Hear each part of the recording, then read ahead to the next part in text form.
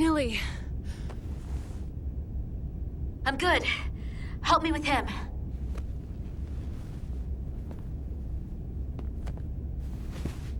Let's get this off. Medical. Got one wounded at my location. Carter. You don't look so good.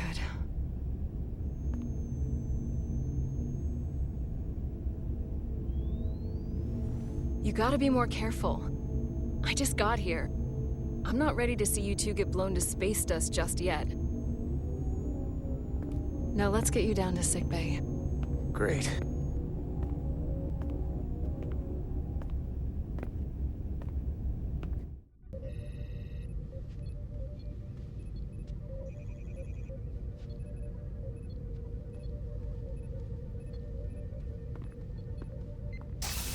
Status report. The repair crew made it inside. EPS flow is back to nominal levels. The SIF is back up. How does this affect mission readiness, Mr. Ermot? Releasing the docking clamps using hull polarity minimized damage to the Resolute. We'll have some last-minute repairs to make, but if we reapportion some of the staff, we can make our departure on time. As of now, however, we are successfully moored to the station. Good to hear. Send updates to my ready room. Commander Rydek, with me.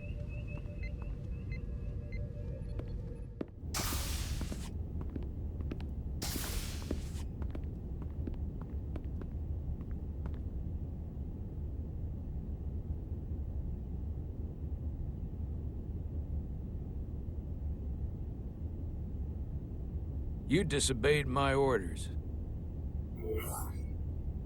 Well? Respectfully, Captain, I made the right choice given the information I had. You disobeyed my orders! And not just in front of the bridge crew, but the Starbase staff as well. That's going to get around. My name's already tarnished around the fleet. But what is it going to do to my credibility on this ship? From the top to the bottom. Bridge to lower decks. I understand, sir.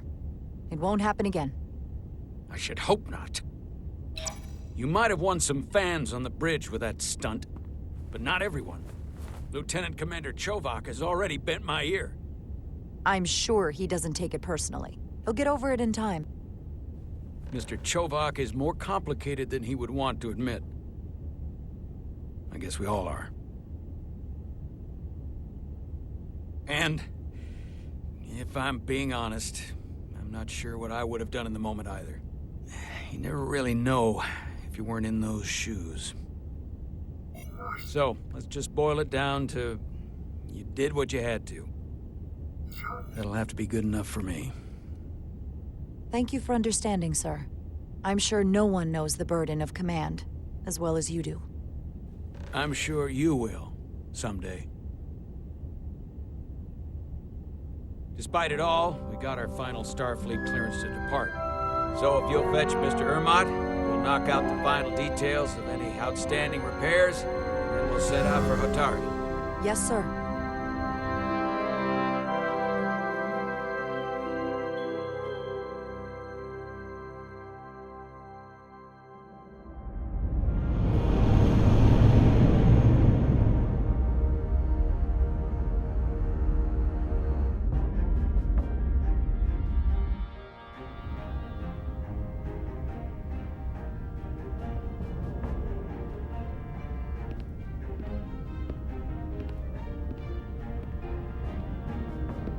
All departments reporting full mission readiness.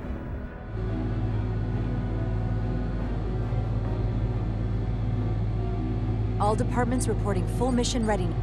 This is my favorite moment, right now. The start of a new mission is always full of possibility. The Orion Syndicate could sell it as a drug. Don't let the Admiralty hear you say that.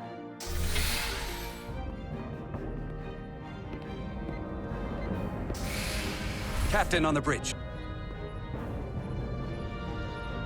Sit, everyone. You all know, I'm not big on speeches. We're embarking on the first mission since our refit. Let's make it a good one. Disengage docking clamps,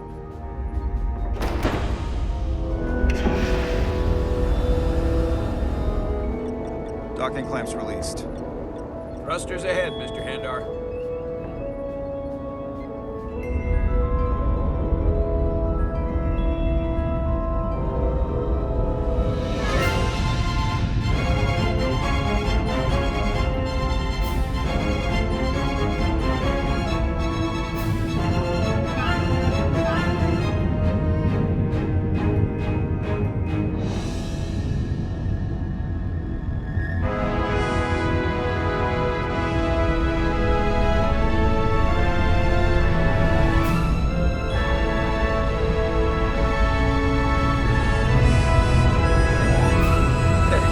Do it. Set a course for the Hotari system. Prepare to go to Warp 8. Aye, Captain. You know what? You take this one. Me?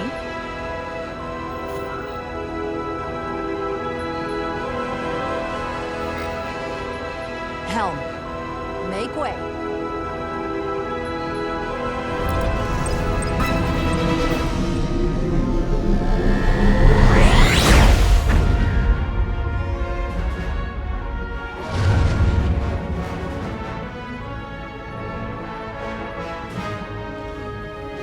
Make way. It's a sailing term. I know that.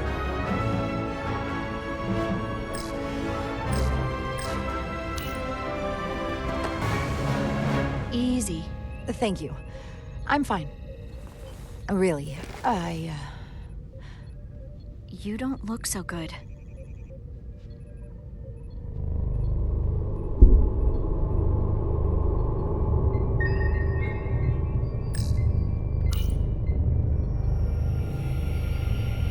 I have to get to sickbay. Go.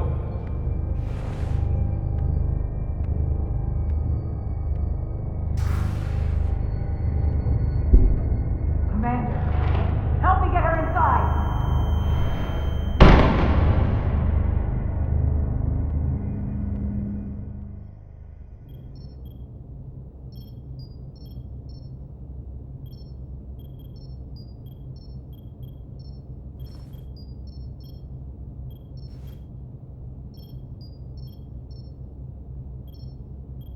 Well, that was quite a scare. A few minutes more and it would have been one of the shortest tenures on record for a first officer. Is that the engineer that was out on the hull? That storm did a real number on him, but he'll live. Just needs rest. You should worry about yourself. Your deridium levels got dangerously low and destabilized your cell structure. This is definitely one of the more memorable first days I can think of. My name is Dr. Aram Duval, Chief Medical Officer. To be honest, I've never met a Kobliad before. You're... Rare. I know. I was going to say special. Your people's numbers have dwindled, despite the Federation's efforts to find a more readily available alternative to the deridium you need to survive. Yet you joined Starfleet and managed to thrive. I imagine the responsibility must be overwhelming. Maybe even a burden at times. It does make me unique, but it's not a burden at all. I'm honored to be Kobliad, to represent my people. As you should be. And don't worry, I won't treat you like a science experiment. I just do the science and leave the experiments to Solano. You don't agree with his methods? I don't agree with his definition of acceptable risks. Not when the lives of your crew are at stake. My professional opinion is that the accident took a toll. More than he's willing to admit. He's overstressed, operating in the pressure cooker of his own mind. Which is never a good headspace when the lives of your crew are at stake. What concerns me is that now he's even further away from the thing he's been chasing his entire career. The breakthrough discovery. The major innovation. Something he can put his name on. I hear you. But that's my job, isn't it? To make sure that doesn't happen. And we don't lose sight of the bigger picture. Which is exactly why I'm so glad you're here. We need you now more than ever. And I have to give you credit for what happened on the bridge. It took guts to defy a direct order. Huh. I guess word travels fast around here. It's a small ship. And everyone's curious about the new XO. Fortunately, your cell structure's almost completely stabilized. And I'll spare us both the lecture, but I do feel it's my responsibility to remind you, without regular infusions of Diridium, you will not live. It's as simple as that. Understood. And my work here is done.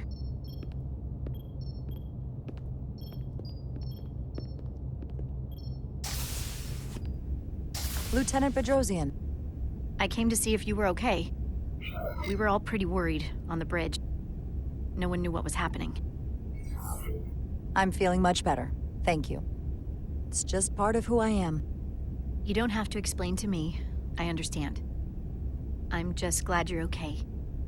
You trusted me earlier with the shields, and I appreciated that. I want you to know that I have your back. Thank you.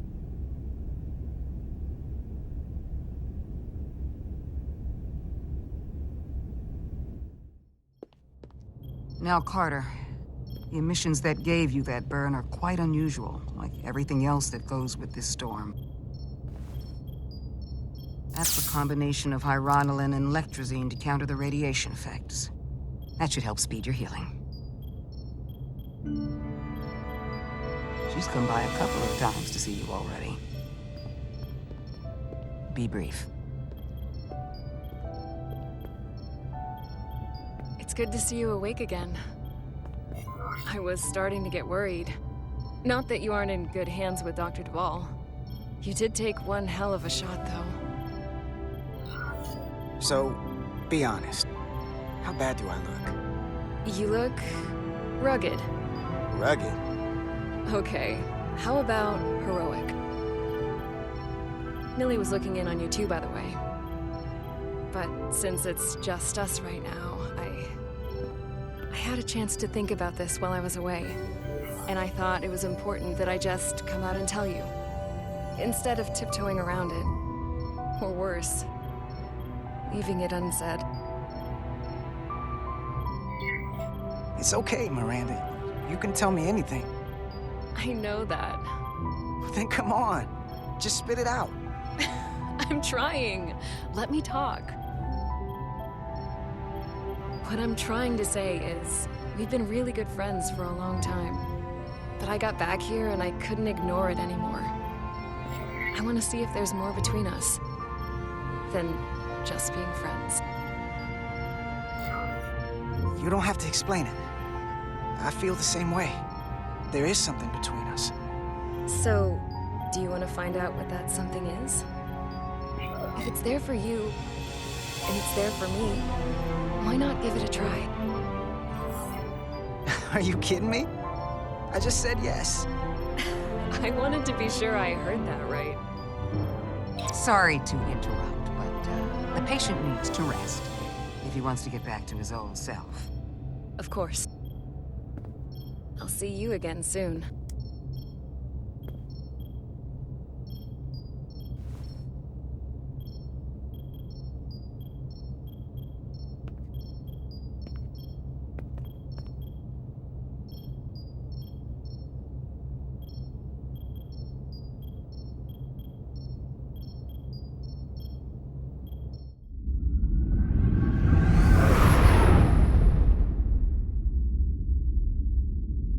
Approaching the rendezvous point outside Atari space. Helm, bring us out of warp. Dropping to impulse.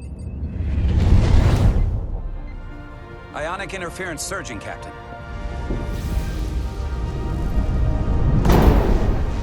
Shield integrity holding. We can take it. We are the correct coordinates to meet the shuttle. Commander Rydek, find us our diplomat, if you will. Aye, Captain. Let's reduce the noise. Filter out environmental signals. I can manually tune what's left for Federation signal types.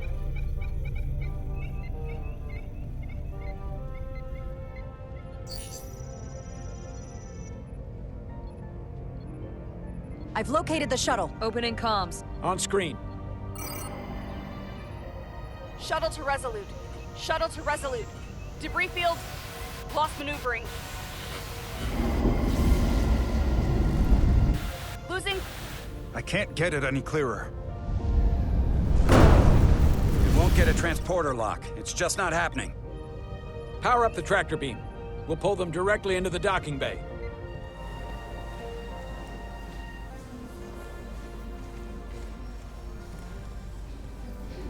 Diaz, you good to run the tractor emitter? Yes, sir. You sure? I'm sure.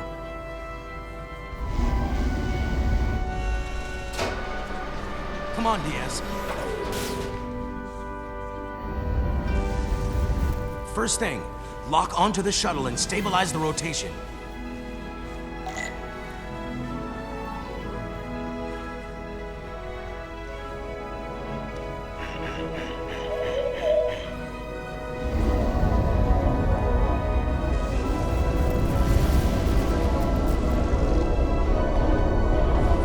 We're pulling in debris. I'm on it.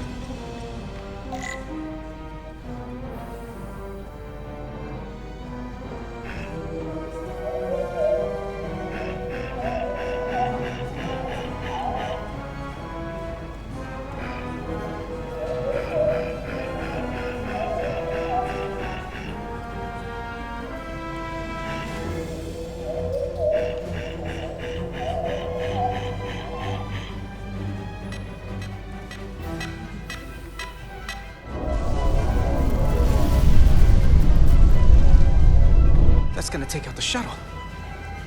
Diaz, the bridge. There's a large piece of debris headed for the shuttle. The tractor beam can't handle it. Can our shields take it? I believe so. Commander Rydek, plot an intercept course. On it.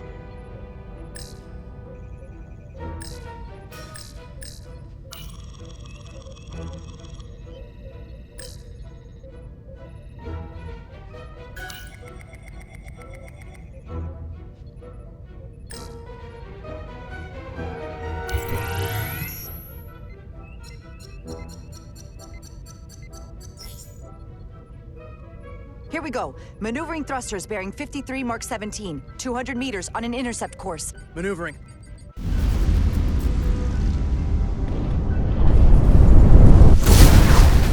Got it. Whoa! Someone's working hard on the bridge.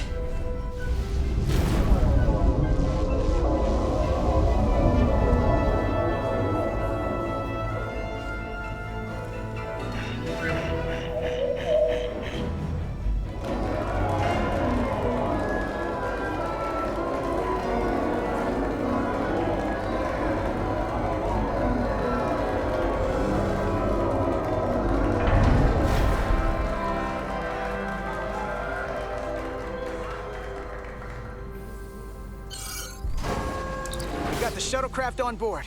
Good job. We're on our way down to meet them.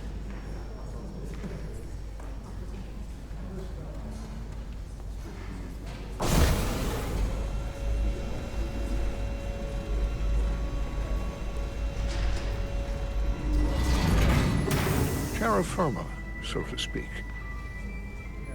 Ambassador Spock.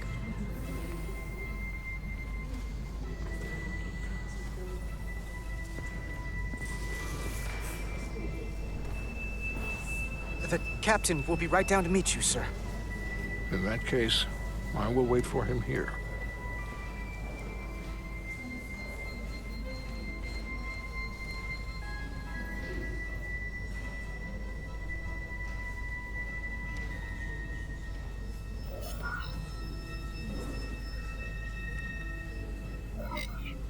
Apologies for the landing, Ambassador.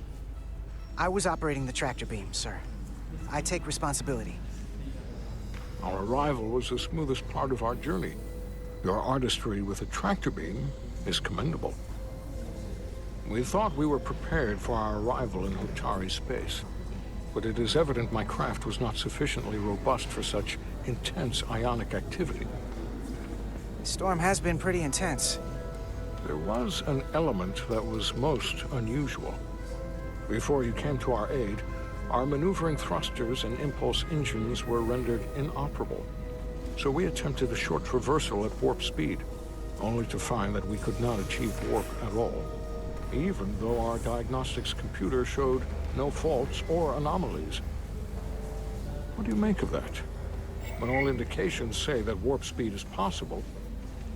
But in practice, we find it is not. Well, this storm is one of the strangest phenomena we've ever encountered. It's disrupted other systems. Who knows what it might do to a warp drive? Yes, it would seem further investigation is called for. Take readings, run some additional diagnostic checks, and we'll get to the bottom of it. Quite logical, Petty Officer... Carter Diaz. Sir. Thank you. Ambassador Spock. Excuse me. I'm honored to have you aboard. I'd like to get right to it. We're already behind.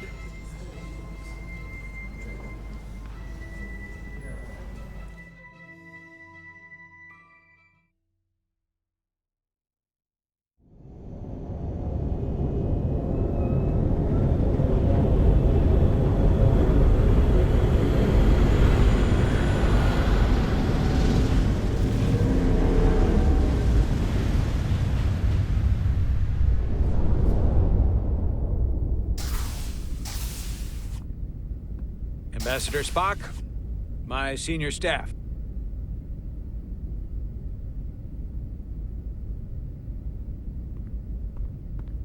It's not every day that a captain gets to welcome a Starfleet legend aboard. You flatter me, Captain Solano. But legend implies the past tense, whereas I am very much focused on our present circumstances. I didn't mean to suggest you were stuck in the past. You're right, Ambassador. Not the most diplomatic choice of words. You are a legend, Ambassador. There's not an officer in Starfleet that doesn't know of your career. I would never assume that to be the case. We were hoping you could fill us in on the details. We got the basics from Starfleet. Two formerly peaceful neighbors are now on the brink of war. Indeed, and the tension between them grows fiercer by the hour.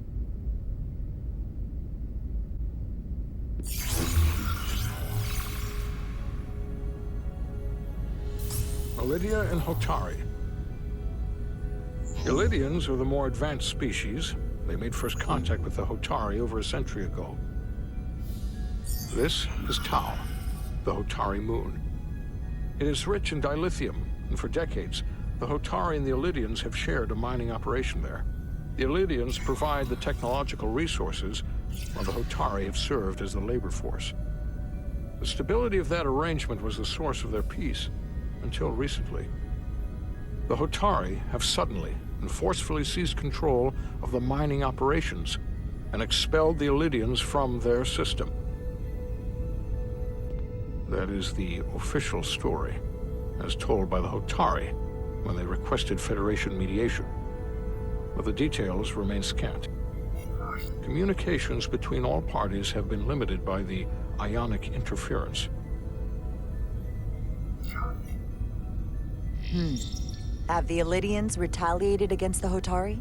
Or taken any action against them? Surprisingly, they have not yet responded in kind. They were open to a Federation presence, but it is unlikely the relatively primitive Hotari forces would stand a chance against the Elydian fleet in open war. Left unchecked, this conflict will result in more bloodshed, which is what we are here to prevent. And the dilithium trade hangs in the balance. Clearly, the Hotari have been exploited in this relationship. Maybe we can persuade them peace is the more profitable alternative for everyone. They both profited from the mines. And for the Hotari, something is better than nothing. Peace is our objective, after all. That is correct. If we could convince them, it would restore the peace. But we would need the Hotari to accept a difficult compromise. Made all the more difficult by the emotions flaring on both sides, no doubt. Neither the Elydians or the Hotari are members of the Federation, so we can't make them do anything. There is an additional complicating factor I should mention. In the past, the Federation has relied on the Elydians as a source of dilithium. That certainly changes things. Federation sources its dilithium from a lot of places. Yeah, and this is one of them.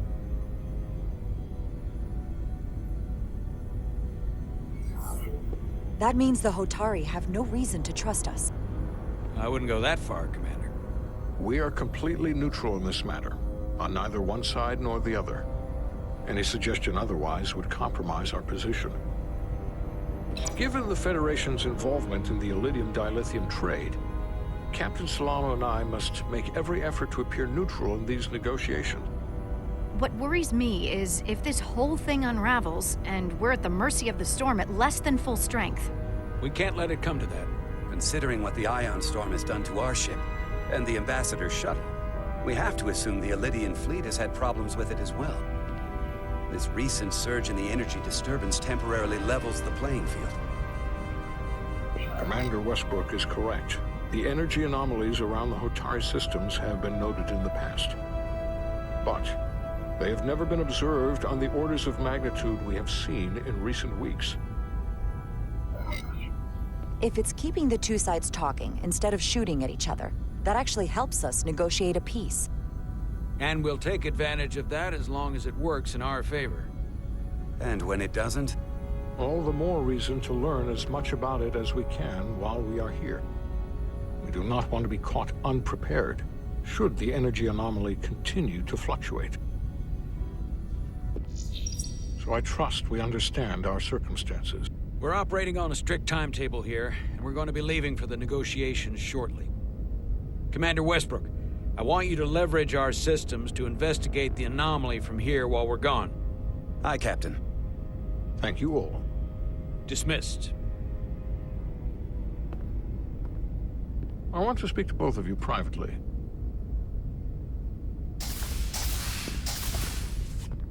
Ambassador Spock, I'd like to make a formal introduction. My first officer, Commander Jara Rydek. Commander, as you are aware, there are limits to what Captain Solano and I can do in our official capacity as representatives of the Federation. But someone in an unofficial capacity, your first officer, Commander Rydek could ingratiate herself to certain parties behind the scenes, where they may be more candid in revealing information that could lead to a resolution. She certainly goes her own way. Maybe that helps in this case. I'm honored to be included in the negotiation process. You're not just included, you're instrumental. Well, I hope Commander Rydek will have more luck finding out what really happened than we will through official diplomatic channels. The fate of the negotiations, the interests of the Federation, and the prospect for peace may very well depend